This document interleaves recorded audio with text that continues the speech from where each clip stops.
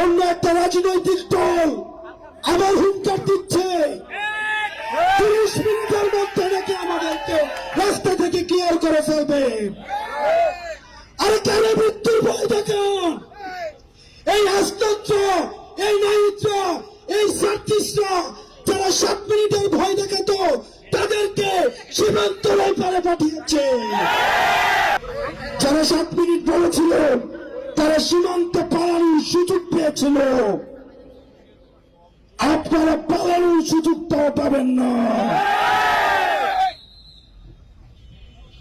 পরবর্তী বাংলাদেশ বিনির্মাণে এই প্রতিহিংসার রাজনীতি বাদ দিয়ে জনগণের কাছে আসুন, চাঁদাবাজি বাদ দিয়ে জনগণের কাছে আসুন।